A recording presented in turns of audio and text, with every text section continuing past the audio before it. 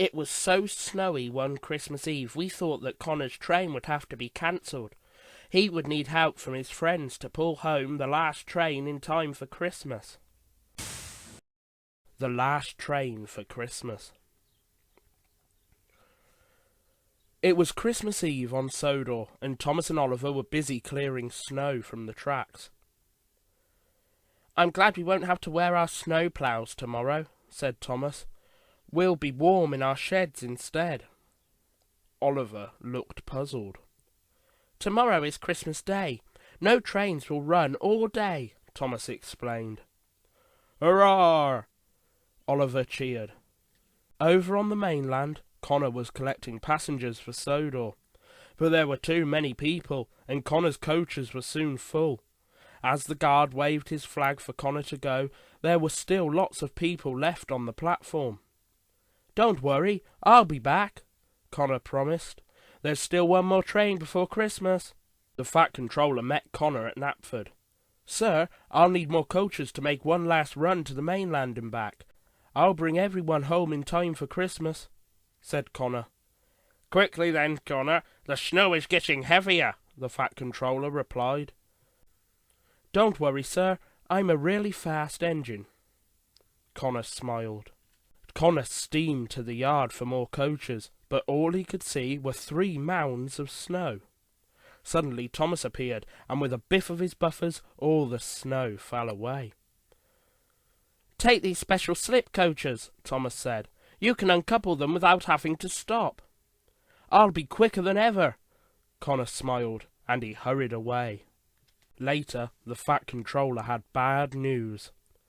"Snow has blocked the main line," he said. "No more trains will run tonight." "But Connor and his passengers need to get home for Christmas, sir," said Thomas. "You're right," said the Fat Controller. "We must clear the tracks for Connor's last train." We'll do it together. The engines agreed. Thomas and Percy got straight to work, clearing snow along the main line up to Wellsworth. Suddenly Percy spotted something in the sky. "Look, Thomas," Percy said excitedly.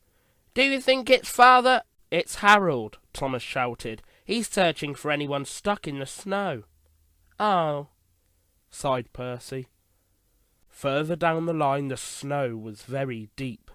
Hero was the only engine big and strong enough to help. He cleared the track just in time for Connor's train to pass. "Peep, peep, thank you," Connor called. Hero looked up at the sky. "Is that Father?" "Oh no, it's Harold, on his patrol." Connor released the first slip coach at Cowsthorpe station. It rolled to a stop at the platform. Instead of waiting for the passengers to get off the train, Connor could set off straight away. "Peep, peep," whistled James. "What clever coaches you have, Connor."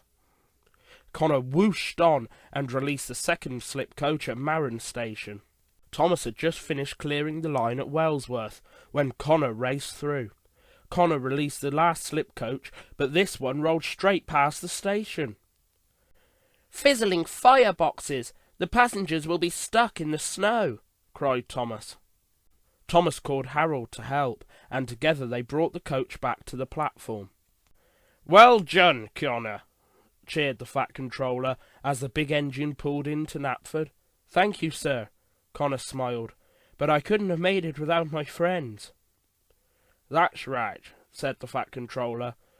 "You all helped bring the last passengers home in time for Christmas." "Peep, peep," the engines whistled together. Merry Christmas! The engines were glad to puff back to their sheds after a very busy Christmas Eve. "Merry Christmas, Harold," Thomas yawned as a shape flew high above them.